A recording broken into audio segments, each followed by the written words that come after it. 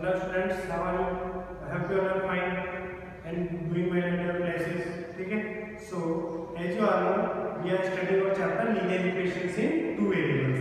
Okay? So, in last lecture we discussed about graph of linear equations in two variables, and I hope this is clear to you guys now. So, today we will conclude our chapter. This will be the last lecture, and in this lecture we will study equations of line parallel to x-axis and y-axis. So, here we will discuss how to draw equations of line parallel to x-axis and y-axis. So this will complete your chapter, and in next lecture we will start doing our exercises. ठीक है? Thank you. Hello students, how are you? I hope you all are fine. As you all know, in last lecture we discussed graph of linear equations in two variables. ठीक है? So and I hope that will be clear to you now. So today what we'll do? Today we will discuss graphs of equation of line parallel to x-axis and y-axis. ठीक है, हम किसका graph देखेंगे? Equations of line जो कि x axis और Y axis के parallel हैं, उसको हम डिटेल में डिस्कस करेंगे. ठीक है, so let us start now consider the points -4,0 1,0 3,0 5,0. ये आप 4 पॉइंट ले लीजिए. कौन कौन से? -4,0 1,0 3,0 5,0. अब आप जब इनको ग्राफ पेपर पे प्लॉट करेंगे तो आप देखेंगे कि ये सारे पॉइंट एक्स एक्सिस पे लाई करते हैं. ठीक है, किस पे लाई करते हैं? एक्स एक्सिस पे. अच्छा, ऐसा एक्चुअली इसका रीज़न क्या है? रीज़न ये है कि एक्स एक्सिस पे एक्चुअली वाई कोऑर्डिनेट क्या होता है? 0 होता है. ठीक है, एक्स एक्सिस पे क्या होता है? वाई कोऑर्डिनेट 0 होता है. तो देखो ये सारे कोऑर्डिनेट्स पॉइंट्स हैं. इसका वाई कोऑर्डिनेट 0 है, इसका वाई 0 है, इसका वाई कोऑर्डिनेट 0 है, वाई कोऑर्डिनेट 0. तो ऐसे पॉइंट जिसका वाई कोऑर्डिनेट 0 होता है वो कहाँ लाई करते हैं? एक्स एक्सिस पे. ठीक है, तो इसलिए एक्स एक्सिस की इक्वेशन क्या होती है एक्चुअली? Y equal to 0. ठीक है, तो एक्स एक्सिस की इक्वेशन क्या होती है? Y equal to 0. अब सिमिलरली अगर आप वाई एक्सिस पे देखेंगे तो वाई एक्सिस पे एक्चुअली एक्स कोऑर्डिनेट 0 होता है. जो वर्टिकल लाइन होती है ना हमारी वाई एक्सिस, उस पर क्या होता है? एक्स कोऑर्डिनेट 0 होता है. तो इसलिए वाई एक्सिस की इक्वेशन क्या होती है? X equal to 0. ठीक है, तो एक्स एक्सिस की इक्वेशन होती है वाई इक्वल टू 0 और वाई एक्सिस की इक्वेशन होती है x equal to 0. I hope this will be clear to you now. अच्छा, अब आप देखिए एक इक्वेशन मानिए आप. कौन सी? x - 3 equal to 0. ठीक है, जब आप x - 3 इक्वल टू 0 है, इसको आप सॉल्व करेंगे तो x इक्वल टू कितना आ जाएगा? 3. इसका सॉल्यूशन क्या आएगा? x equal to 3. अगर आप इस इक्वेशन को सिर्फ वन वेरिएबल में कंसिडर करते हैं, समझिए आप ध्यान से. If you are considering this as equation in one variable, अगर आप इसको equation in one variable consider करें तो इसका एक ही सॉल्यूशन होगा, that will be x equal to 3. तो आप उसको नंबर लाइन पे प्लॉट कर सकते हैं. कौन सा? x equal to 3. So this will be your solution x equal to 3. But अगर आप इसको कंसीडर करते हैं as a equation in two variables, कैसे कंसीडर करते हैं? As a linear equation in two variables. तो आप इसको कैसे लिख सकते हैं? आपकी इक्वेशन क्या थी? x - 3 इक्वल टू 0 आपकी इक्वेशन थी ना. ठीक है, तो आप इसको कैसे लिख सकते हैं? x plus 0 into y minus 3 equal to 0 into y will always be 0. ठीक है, 0 इंटू वाई हमेशा क्या होगा? 0 होगा. तो y की कुछ भी वैल्यू रखें, 0 से मल्टीप्लाई होने पर तो हमेशा 0 ही होगा. तो ओवरऑल इस टर्म का हमारी इक्वेशन पे कोई फर्क नहीं पड़ रहा है. ठीक है, तो हम 0 इंटू वाई, अब यहाँ पे y की कुछ भी वैल्यू रखो, सॉल्यूशन तो x इक्वल टू 3 होगा. ठीक है ना. तो पर हमने इसको क्या किया? इसको रिप्रेजेंट किया as a linear equation in two variable. तो इसके सॉल्यूशंस कितने होंगे? कितने भी हो सकते हैं. हाँ, x इक्वल टू 3 तो ऑलवेज रहेगा, बट y की वैल्यू कुछ भी हो सकती है. 1 हो सकता है, 2 हो सकता है, 3 हो सकता है, क्योंकि ये कोई इफेक्ट नहीं डाल रहा. तो इसके कितने सॉल्यूशंस होंगे? Infinite many solutions. अच्छा, अब इसको मैं प्लॉट करके दिखाता हूँ.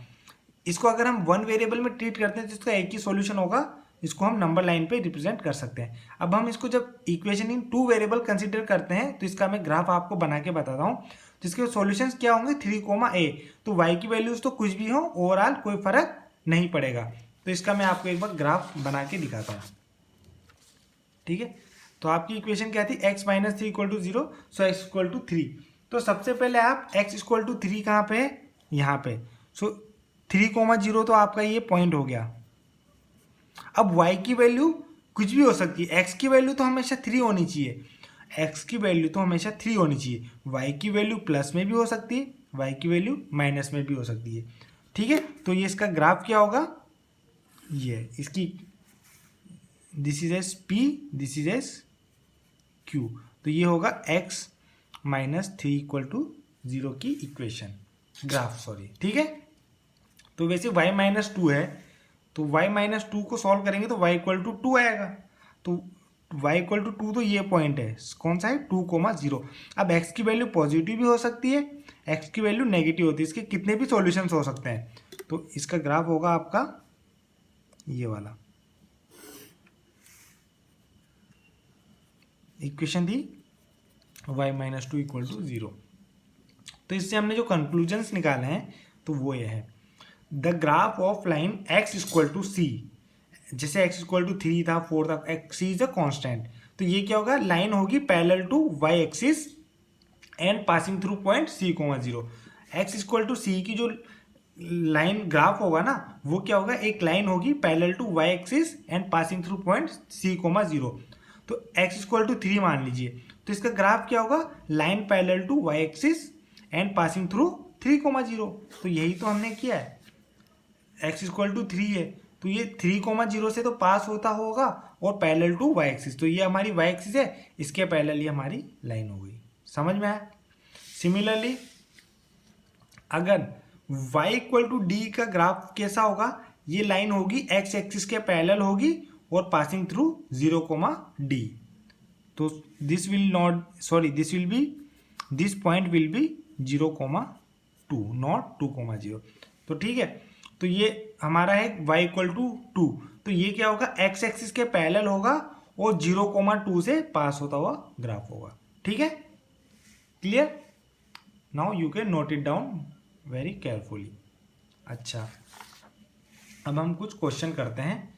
आई have collected 2 questions for you that will be sufficient for you in this lecture. ठीक है, नाउ आपको क्या करना है, solve the equation 2x plus 1 equal to x minus 3 and represent the solution on, पहले आपको नंबर लाइन पे represent करना है और सेकेंडली आपको कार्टेशियन प्लेन में। देखो, जब आपको नंबर लाइन में बोला है तो इसका मतलब है only one variable, number line पे तो हम ओनली वन वेरिएबल को रिप्रेजेंट करते हैं, और कार्टेशियन प्लेन में बोला है इसका मतलब कितने वेरिएबल्स, ओनली को हटा दीजिए, मीन्स 2 वेरिएबल्स में।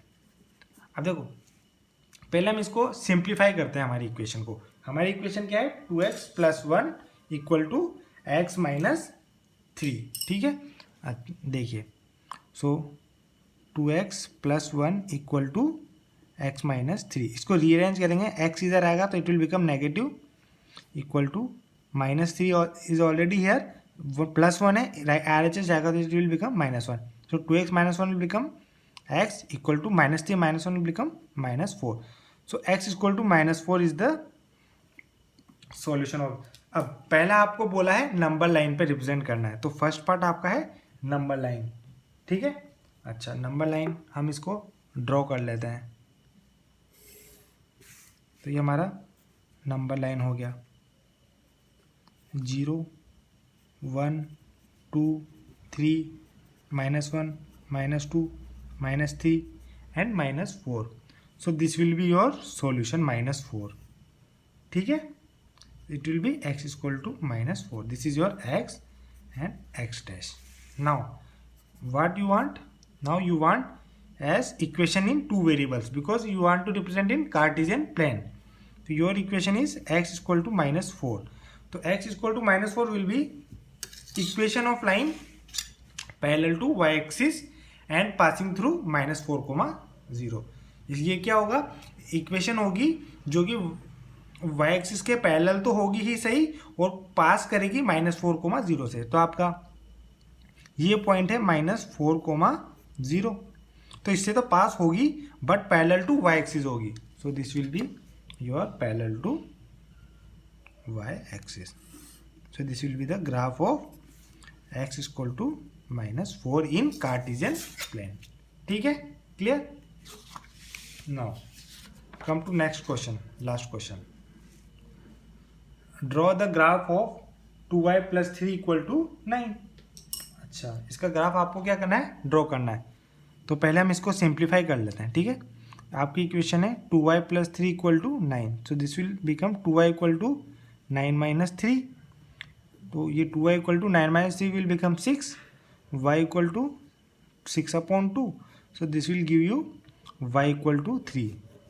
अच्छा, अब y इक्वल टू 3 है तो इसका ग्राफ क्या होगा, पैरेलल टू x एक्सिस और पासिंग थ्रू 0,3। ठीक है, तो 0,3 पॉइंट कौन सा है आपका बेटा, ये। तो दिस इज योर 0,3 पॉइंट और parallel to x axis, so it means it will be like this, parallel to x axis. ठीक है,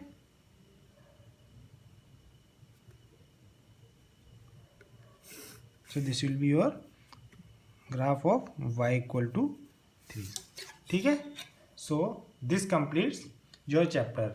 I hope this will be very much clear to you now। और next lecture में हम क्या करेंगे, हम exercise discuss करेंगे। ठीक है, थैंक यू।